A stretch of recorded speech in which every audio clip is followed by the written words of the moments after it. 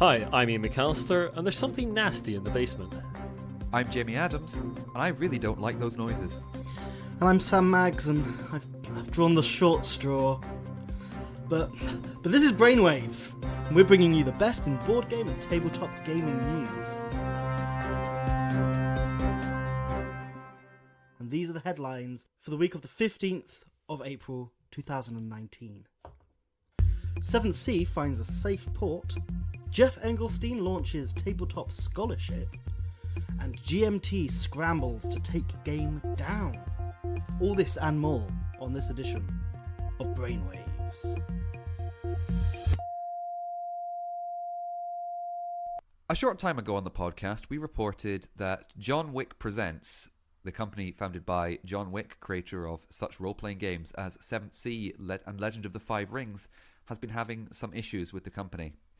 However, we're happy to announce that 7th Sea and John Wick Presents has found a new partner, and that partner is Chaosium, publishers of Call of Cthulhu. 7th Sea 2nd Edition was kickstarted in 2016 and achieved a whopping $1.3 million at the time, and that shows a lot of love for an old RPG system. But of course now, with the acquisition, Wick will be joining the company as creative director and will also remain a principal author on the game line. As well as 7th Sea, he will also be writing for other Chaosium lines. In the statement, John Wick has said, "My first RPG was a Chaosium game. My second RPG was a Chaosium game. My third RPG was a Chaosium game. Saying I'm excited to be joining the Chaosium team just doesn't do it. I've respected and admired the company for over 30 years. I'm joining the same company who started me on this journey, and I couldn't be prouder." President of Chaosium Rick Maintz has said, "John is an extraordinarily talented designer and a highly regarded figure in the world of tabletop RPGs. We're delighted to have him join our team." Now, Chaosium's first objective is to fulfill the outstanding awards from the 7th Sea 2nd Edition and 7th Sea Kitai Kickstarters. And after that, well, we shall see. What do you think? How long is it before 7th Sea and Call of Cthulhu crosses over? Well, 7th Sea's always had that sort of weird, That's mystical background to it, the sort of Cernith, was it? Or Sinith, or something like that. Sort of mysticism in the background of it. It's got big sort of... Yeah. It's got big sort of sea monsters in it already, and certainly I was a big fan of the card game back in the day as well. Like the 7th Sea card game was really good fun. I'd really like to see that come back as an LCG. Ian, That'd be great. You like the card game? Yeah, shocking. I know. I played quite a lot of the 7th Sea CCG back in the day. It'd be really nice to see that come back. If you're listening, Chaosium. I was quite a fan of the first edition of 7th Sea, and I'm now remembering that as later expansions came out to it, more and more Lovecraftian-esque things began to come in. Personally, I found it, I wasn't too happy with that. I found it a little bit at odds with what they were trying to project as the overarching style of the piece. But again, like with all RPGs, if you don't like it, you don't need to play with it. Yeah, I mean, there is a Pulp Cthulhu setting. I could easily see a sort of Pulp Cthulhu 7th Sea style crossover happening at some point down the line. It seems like a good buy for Chaosium. It's a well-regarded brand. Obviously, the Kickstarter was a great success, as was the Kitai one as well. And it seems like they're bringing a good brand on board and just bringing more people into their house, which is good for them. And it's just kind of good to report a happy ending to this in a sense, really, isn't it? Yes. Yeah, it was a few weeks... It wasn't particularly long ago that we were reporting that was all up in the air and no one really knew what was happening. And now we've got a guy joining a well-known publisher as a creative director and continuing those products that everybody loves.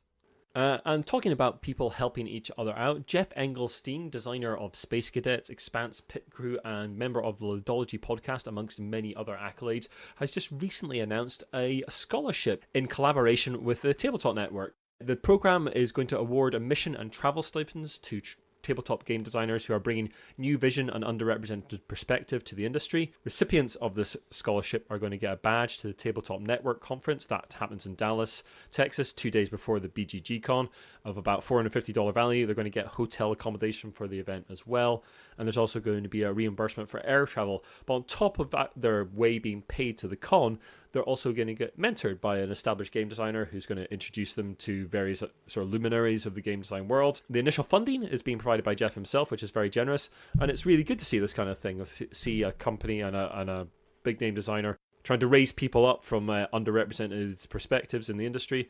And yeah, it's good to see new designers being given that leg up by established names. What do you think, guys? Yeah, and it's just awarding innovation and encouraging innovation and an incentive to do something different, a little bit outside of the box that maybe big game publishers wouldn't jump at and wouldn't go for. Yeah. You know, take it to these guys and they'll have a look, and if you are doing something that's drastically different, then there's more incentives to do that now.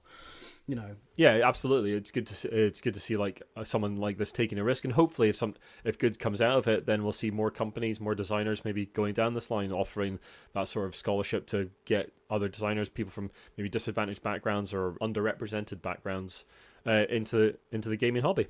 I think underrepresented is absolutely the word. You know, it's potentially firing that more grassroots game designer base. Yeah, that maybe we don't see very often, because, well, when it comes down to it, the board game business is a business, and you know what? People can come along with their first games and do fantastic work. Look at people like Jakub Jaskov with Fog of Love, and Casper Lapp with Magic Maze. Both, in my opinion anyway, excellent games. And sad to say they're the exception rather than the rule. Yeah, it's hard to stand out in a crowd of games where we're seeing 3,000, maybe upwards of that this year, like 3,000, 4,000 releases this year probably. So to get that leg up from someone like Geoff Englestein and the people he's involved with, that's going to be a really good step on the ladder for a new designer.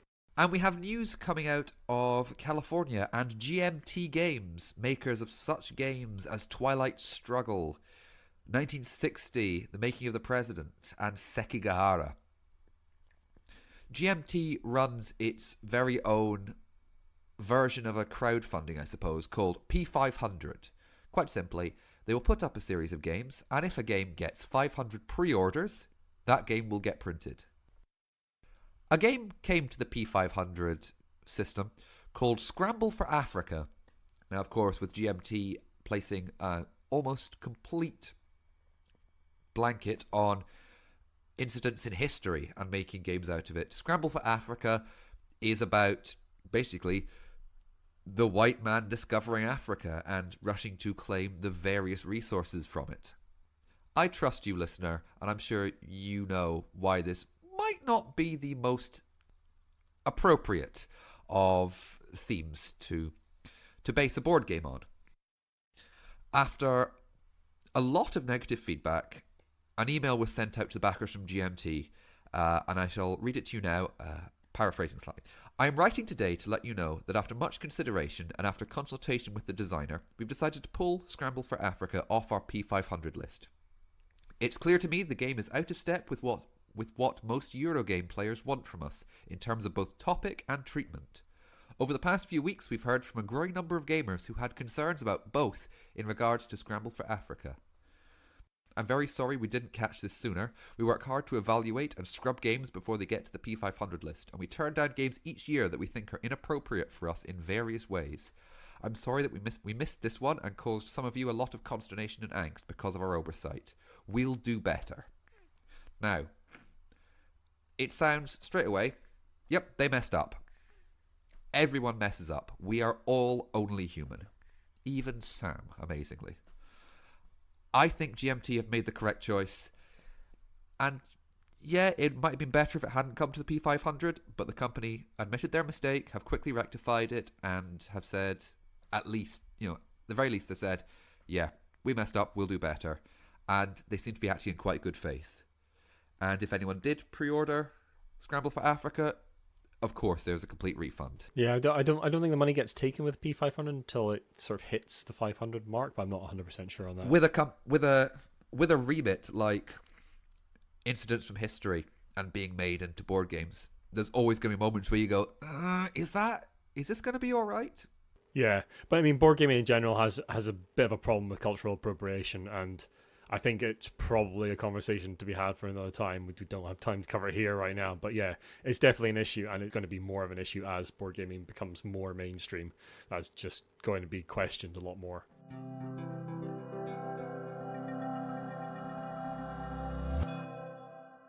Sam, just before we move into the news, have you taken care of it yet? I'm really scared to. But That's boys, all. Like I'm getting around to it. But you draw the short straw. You know how it works. Boys, I had another piece of news, but I'm hearing rumblings from the basement now. I mean, do you want me to do this kind of news like, or not? It's like a throbbing, warbling sound now. Yeah, I mean, it's giving me a bit of a migraine. Whoa, did you hear that? I think something just... Right, I'm not doing this news piece. Right, done. Okay, bye-bye. We'll carry on and we'll see what happens. We'll carry on. Yeah, we'll Carry on. we'll go to one of the newsrooms that have got the soundproofing and stuff. Maybe that'll be all right. Sure. Go How to bad the can it be, right? Go to the panic newsroom.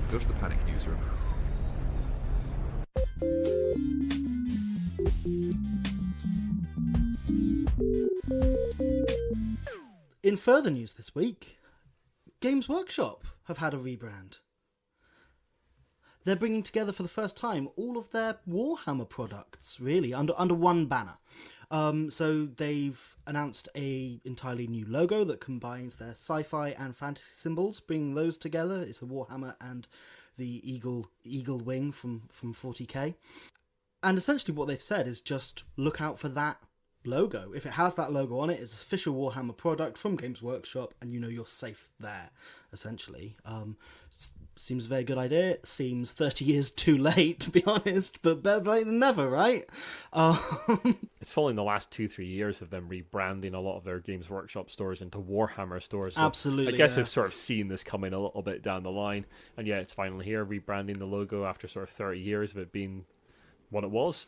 Now into this sort of more stark black and white logo, combining their sort of sci-fi hammer and their sci-fi sort of eagle wings and their fantasy hammer. I was actually quite surprised when we discussed this just before we started recording, because we have the Citadel Miniatures logo, we had the Games Workshop logo, we had the Warhammer Fantasy and Warhammer Age of Sigmar logos, and we've got the Warhammer 40,000 logo. We never had a unified Warhammer logo, so it's nice to see finally something happening. And I suppose this is because people in general, why they did it to the shops, I suppose, is if you're not a Games Workshop fan and you're not already in that community, you probably do know that product, that organisation, that company as Warhammer.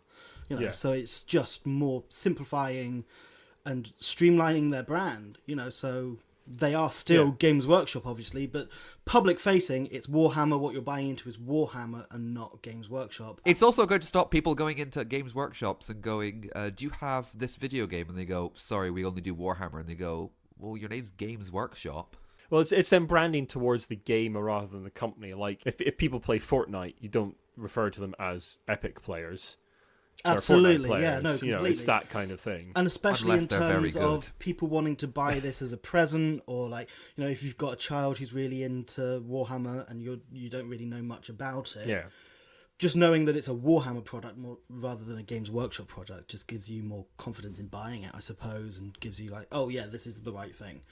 As you were saying, people don't say, "Oh, I play Games Workshop." It's I play Warhammer.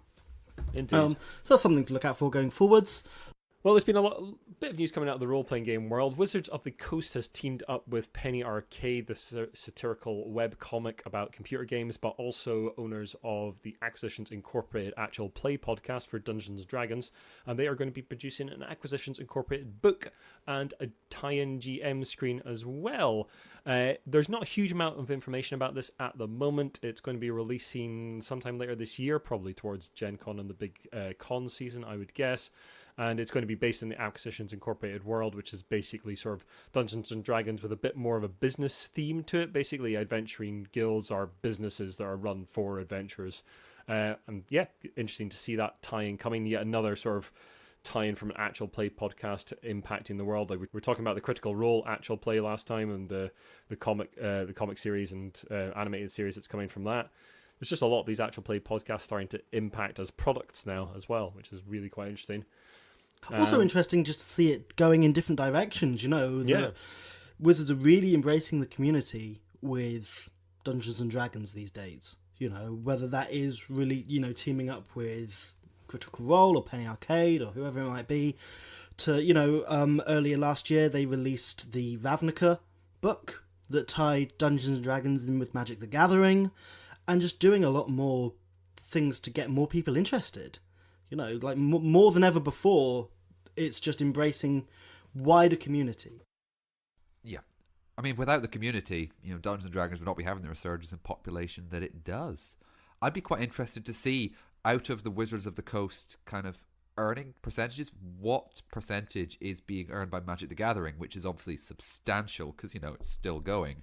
Yeah. And how much is being done by Dungeons and Dragons? Because I'd say it's probably going to be Magic number 1 and then Dungeons and Dragons it's got to be number Magic 2. number 1. Like, it just has to, surely. Oh, I know. But what I'd like I'm to trying know, to say? though, is how much D&D sales is new players. People who haven't played anything but 5th edition. Because I reckon it's huge. I reckon it's maybe more than 50% these days of, well, maybe, probably not, but it's got to be high. Seems quite likely. That's a good, and I good reason. I think it's one of the most accessible editions of Dungeons and Dragons there has been. Hard to argue with. If you like your role-playing games a little bit more sci-fi, a little bit more cyberpunk, then good news for you, because Hunters Entertainment is going to be producing an Altered Carbon game. This is based on the novels by Richard K. Morgan. There was also a first season of the TV series came out on Netflix last year. Second season is on its way sometime this year. And basically it's a cyberpunk setting where the main sort of shtick of the setting is that human minds can be uploaded to the cloud or to hardware and basically shot across space into other bodies or sleeves, and it follows particular characters as they basically bounce around bodies across vast distances in space, getting up to all sorts of mischief.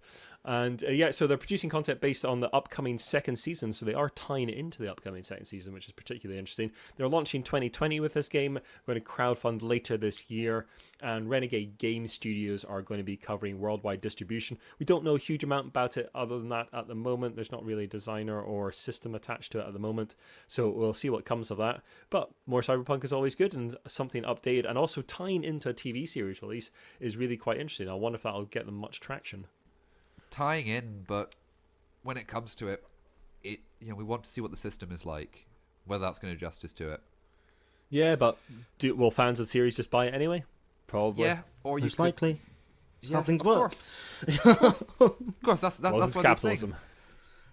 How much are Witcher sales going to go up when the Witcher TV show comes out? All that stuff, Hugely. Oh, I forgot big. that was happening.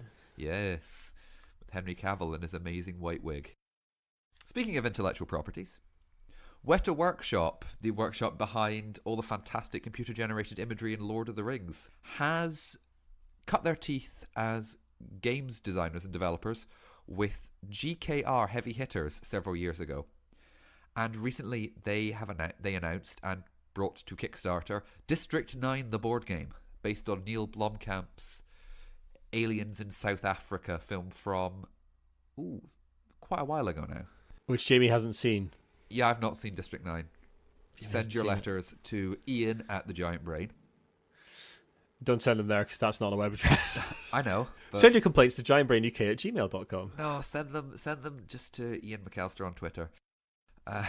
The game on Kickstarter promised lots of miniatures, a modular board, hundreds of cards. So, so far so Kickstarter. And asymmetric factions fighting through slums on the last 3 days of the plot of the film. However, the project was cancelled on the 3rd of April, with an update from Weta saying, a week into the campaign, it's become clear that there's some important stuff we need to reshape in order to make District 9, the board game, a compelling, exciting product for you guys. So we've decided to cancel the Kickstarter and address your feedback. Some of the feedback seems to be based on things like shipping costs. Well, Weta is a company based in New Zealand, so go figure there. The supposed asymmetry of factions, but having a look at some of the rules, it's clear the difference is purely cosmetic. There's no real asymmetry there at all. There's also some concerns over the continuity and support of the product, with many citing how the GKR heavy hitters, GKR standing for Giant Killer Robots, the big miniatures-based robot smashing each other game that isn't Pacific Rim, had one expansion and then everything's gone very quiet. Yeah, so is this more sort of seeing the Kickstarter bubble bursting for big miniature games? Like, just, we've got a license, we've put a bunch of miniatures on a board, please give us money? Is that starting to come to an end? Hopefully, I'm going to say. Cynical, possibly, yes. It might be that people are now seeing that minis is all you need to sell a Kickstarter, or they think minis is all you need to sell a Kickstarter, and lots of cards and modular boards, and you can use them for other things, and going, yeah, let's do that. And maybe people are getting a bit bored of it. I mean, I'm sure Weta did this in good faith, but obviously there's been some kickback on the actual quality of the perceived quality of the game. Let's face it, the perceived quality of the game. In no way am I casting aspersions on the intentions of Weta Workshop. I think Weta Workshop have great intentions. They want, sure, it's going to make them money. Of course it is. It's based on a popular film. They've got a good reputation after GKR and Lord of the Rings, so. It's definitely interesting to see a company like Weta continuing their journey into the board game world. They haven't just pushed out one game and said that's it. They obviously have interest in producing more. So no doubt we're going to see other things down the line. Maybe this will come back to Kickstarter in a different form. It tends to happen, and yeah, we'll see what happens. And we'll keep an eye out for you listeners and report back if anything comes of it. Guys, the noise is just building. Sam, I'm gonna have a look at it. I'm gonna have a look at it. Okay? Sam, it's swallowed an intern now. Which one? Jeffrey's just gone. Oh, not Jeffrey. Okay, guys, it's not good. I just saw it. He made the best coffee. It's not good. It's not good. It's really not good. Right. Okay. So it's panic table. I don't know how to describe it. Boy, it's like nothing I've ever seen before. Sam, don't describe I can't it. really describe it. Help, please help. Okay, Sam, let's scared. not describe it. Okay, right, walk with me. Take my hand. There we go. Okay, yep. Ooh, very, very soft. Nice. And let's walk over to the polished steel table of Brainstorm. We can just sit down, everything will be fine, and we'll just have a deep chat. Is this the best time for this? Yeah? We'll deal with it later.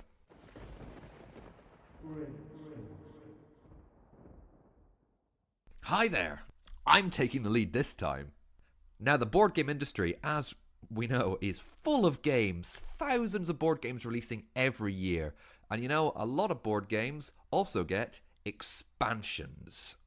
That includes maybe modular parts, so it's new rules, new factions if it's a faction-based game. Some things to change the flavour, change the style of the game.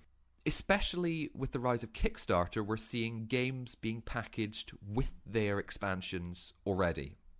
Whereas traditionally, and I use that word in inverted commas, usually wait a little bit before an expansion comes out. Maybe, a year or such, or in the case of Jamaica, 10 years.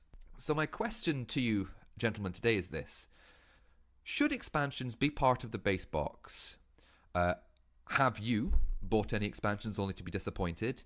And without it being a leading question, do you feel gamers may be being exploited by going, you must buy this expansion? I brought this up because I was having a discussion with a friend recently, and he said, I play a couple of board games, but I don't play with expansions. And I went, oh, interesting, why? And he said, I never played an expansion that adds anything to the base game that makes it fun. I then asked him, what if someone says that an expansion makes the base game better? And his response was, well, why wasn't the expansion included in the base game as part of the core game mechanic? Okay, so I think a lot of the time expansions are released quite a long time after the main game, that they are actually just second thoughts. They're not...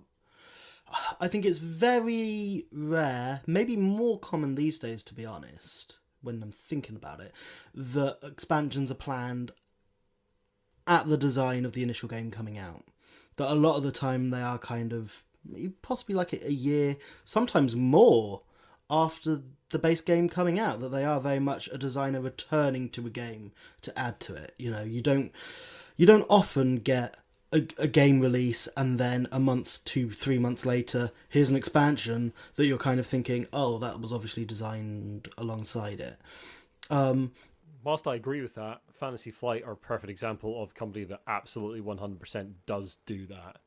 Almost definitely. If you look at the original Eldritch Horror release, quite a lot of the decks for it were quite sparse. 2-3 months later, small box expansion came out with loads of new cards for it. That was obviously planned at the time, and they have a model of wanting you to buy expansions. And again, do you think though that's one point I made just then was it's more of a recent thing that actually these days expansions are pretty much just expected. This game's done really well, there will be expansions. And I think Kickstarter has led to that as well, with a lot of sort of stretch goals for expansions, like Jimmy was saying in the intro, like different factions, that kind of thing, and expanding to that. You know, Root already having, 2 expansions out 6 months after release?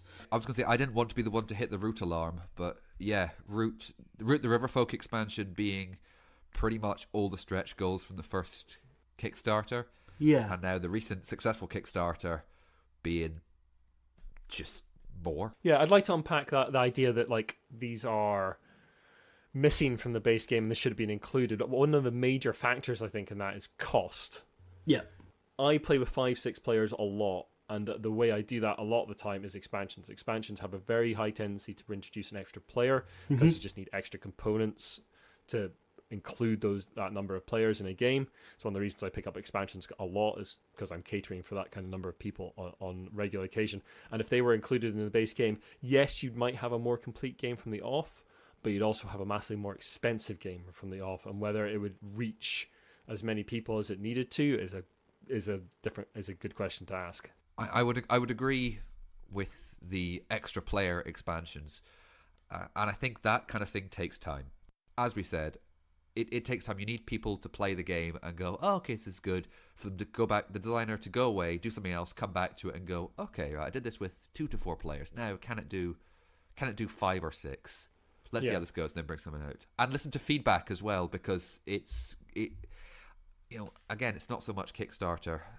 Not that we're beating on Kickstarter, but there's a lot of expansions that are coming out from the more, I want to say, established games companies in inverted commas, that are going, okay, right, we listened to what you've said, and we're going to take some of this on board. For example, Geoff Englestein, who we mentioned earlier in the podcast, went on the Board Game Geek forums for the game The Dragon and Flagon, which he co-designed, and said, we're going to be doing an expansion.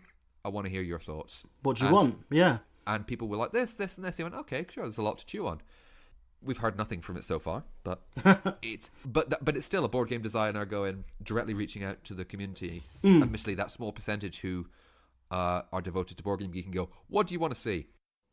I think one game that's done it particularly well, for me personally, is Pandemic, where Pandemic-based game is something we, for the most part, this is a generalization, but we all know, that it is a very kind of contained game. But then the expansions all offer something completely different that change that game up in new and exciting ways. Yeah, that's quite common type of expansion as well. Sort of like, here's 4 or 5 modules you can add on or not as you wish. But what I like about that is none of those expansions exist to fix anything that's in the base game. It's just, here's a bit more Pandemic in a slightly different way, or looking at it from a slightly different point of view, or it's all Pandemic, but it's just different Pandemic. And expansion as fixed to a game is definitely not great. And let's face it, Fantasy Flight are a bit guilty of that at times. Completely. Like the Eldritch one I mentioned earlier. Eldritch was definitely had too thin. The location decks in Eldritch Horror were definitely too thin on release. And they were just suddenly better with the first expansion. Like Arkham Horror, expansion. The new version of Arkham Horror that came with, how many scenarios does that come with? 3? 3. So there's going to be expansions, and you're kind of like, oh, well, I suppose I'm just going to have to get the expansions to get more game, because it only came with 3 games in a sense, So I think that's a bit annoying, when it's starting to get like that across the board, especially from people like Fantasy Flight, who are releasing games that, whether that's their Arkham games, LCGs and the miniatures games, maybe not so much, because expansions are just a given to augment those games. You buy a core set of something, and then you have to get, if it's X-Wing, you're going to buy this ship, that ship, But I think that's a different type of expansion. But for definitely like their Arkham games in the board game sense, I think it does kind of suck for a lot of people to, buy that core set that costs £60. And it does have very limited playability in a sense, discoverability and playability. But yeah, I think, like, to the last sort of point of like, are gamers being exploited? I don't think so, really. I mean, like, if you buy into a Fantasy Flight game, you sort of know that is what's going to happen. They are expansion heavy. That is their model, and I think other than that, I don't think there's much sort of deliberate exploitation going on there, really. I think people sort of know what they're getting into. I mean, Carcassonne released expansion a lot because they want to sell stuff. I guess they are churning the expansions out but that's just. But what I they don't. do. But Carcassonne But you don't doesn't need to have buy that. them. Yeah, I think with the Fantasy Flight models of expansion, that's not the same as Carcassonne or things like that. You know, Carcassonne is a very kind of core focused game, whereas a lot of the Fantasy Flight ones are obviously designed with expansions in mind. Like, Yeah, no denying. that's probably the closest we get to like them exploiting that want of expansions and that want of throwing more and products. could you call it exploitation? I think you probably could, maybe. That it's kind of, oh, we know they'll just have to, but you know, in the broad sense of the term. yeah. Expansions in general, though, I think are a good thing. That if you want to expand that game or augment that game or whatever, yes, go for it. As Ian was saying, do your research. You know, is that something you do need? I'm always a bit wary of expansions that cost maybe over like £20, because I could just buy a whole new game. You know, how much am I going to play that expansion or something? Should you know, a whole other topic for another time is, should an expansion cost as much as a base board game? I'm going to keep very quiet because I just bought the Riverfolk for Root, and I may have also backed the Underworld for Root. Somebody help me. I mean, but in the end, like buying expansions is just like buying the base game. Yes, you've already got a game, and you should do your research, and like there'll be reviews out of the expansion. Does it add things? Is it good? Read around, find out what people think about it. We might put up reviews of expansions as well as we play through them. So yeah, keep an eye out for what's going on with expansions and whether you actually need them or not. Some are really good, I think. Some maybe not so much. They're just more content. Like a lot of the Eldritch Horror ones are pretty much just more content. Yeah, but more if you like content can be good if that's what you want. Yeah, if you like Eldritch Horror, which I do, then yeah, that's good for you. So Ian, yeah, it's very contextual. Ian, be careful. You've been hitting on Fantasy Flight so much, and we know how much Sam loves them. So, you know, we don't want him getting riled up. That's all I'm asking. True. Hey, guys, I've put it off for too long. I think I'm gonna have to go and check that. Like throughout that whole segment, I could just hear it in the background. I mean, it was vibrating the table slightly. I mean, No, like exactly, right? And this is scary. Yeah. This is our house. Like, we've got to do something. I mean, it's popped up in the like since the party. Someone must have been at the party and planned this thing. Like, I don't know what was going on. Are you saying one of our guests committed some act of sabotage? I'm not so possibly. Who knows? I'm sure saw Richard from We're Not Wizards playing around down there. So who knows what he's up to? Because he's actually a wizard. You know that. Like he says he's not, but yeah. That's just Ian misdirection. McAllister's, the views of Ian McAllister do not represent those of Brainwaves as a whole. I don't know. I'm gonna go look at it. I'm just gonna. I do the short store. It's my job. Yeah, it's my job to do it. Okay, Sam. Can you come with me? Not. Yeah, sure. Yeah, we'll come. Just to check this out. Okay. Let's go. Let's go and have a look. Go on, team. Go team. Okay, so it's way more than we ever thought. Is that? It's a bit larger than I thought it was. I mean, is it supposed to hang out like that? I don't know. Yeah, I mean, can you close it from the inside? Do you think? Possibly. Well, go on then. Just go on then. Sam, go on then. Off you go. Job. Go, lad. Sam, I got a bad feeling about this. Look, okay, we'll attach this rope round you, right? And cool. you can walk through it, and we'll pull you back. Okay, so what do I need to take? What should I take? Take a little microphone. Take a little microphone. Yep. So we can hear you. Yeah. Okay. Take these. Okay. Take this porridge bar, I guess. Yeah. Yep. And take this pack of Keyforge cards, because you never know. Cool. Yeah. And they're a key, technically, sort of. They are. I can unlock things with it. Yep. I don't know where I'm going. Sam, don't worry. If you come to a door, you can just use your cards to forge a key. I'll try and be quick. But well, we don't know. We can't guarantee anything. No. I'll be back when I'm back. Okay. Wish me luck, guys. Okay. Good luck.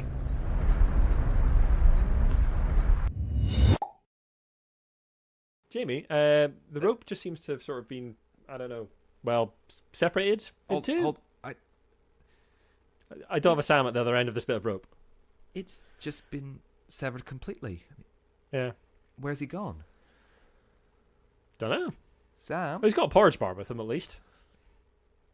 And he's got Keyforge, so he'll be happy. Yeah.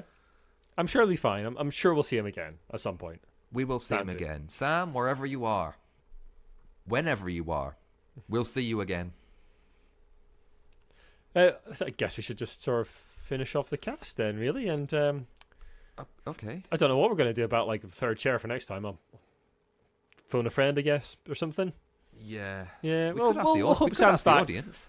Well, hope Sam's back by then, and I'm sure everything will be fine. But I'll get some backups. I'll phone around a few friends of the show and see if Okay. anyone wants Okay. to maybe take up the third chair. Well, anyway, just well, a couple of points of business before we go, and find someone to fill the third chair for next time. I am off on a charity bicycle ride at the end of April. I'm up to the Loch Ness Tap, riding in support of Macmillan Cancer Support. We'll put a link to my Just Giving page in the show notes, and if you'd like to spare a buck or two for that would be much appreciated. I've hit my target already, but obviously I'd like to raise as much as possible before I go on the ride. I think there's been some April Fools going on as well, hasn't there, Jamie? A little bit, something a bit lighter after the chaos of the basement. Yes. Okay. Although this cast will be going out in the middle of toward the middle of April, we're recording this at the beginning of April, and it's just been April Fools, and my goodness, there have been some very good board game based April Fools jokes put out by different companies. If you like, I will start, Iain, with Modifius, your favourite, who for their Star Trek Adventures role-playing game put out a new player character sheet, and that is for a Tribble. And if you don't know, from Star Trek, Tribbles are small furry things, for about the size of a grapefruit, and they just go and they eat and reproduce, and that's about it. Oh, also, they really don't like Klingons.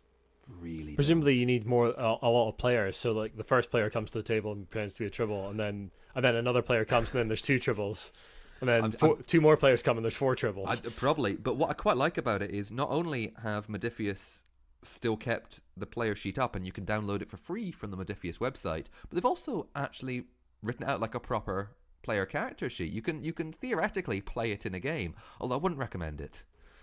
Well, my personal favorite was the Barkham Horror, the card game, is coming out, the Dogwitch Legacy, and someone has obviously spent a long time photoshopping dogs onto Arkham Horror LCG cards. It's quite impressive.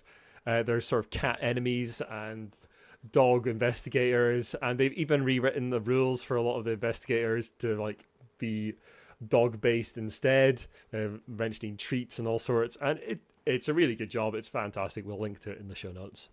I have to say, I was also quite intrigued by Z-Man Games' new announcement of Pandemic the Serial. Oh yes, it's conquered the tabletop.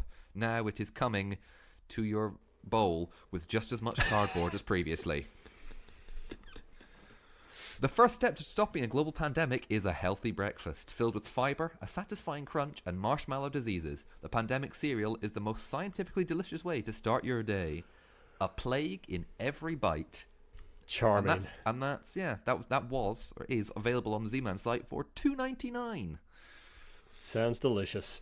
Yep. Well, we'd like to thank everyone for listening. A special thanks to our executive producers, the Lucky Sparrow Gaming Cafe.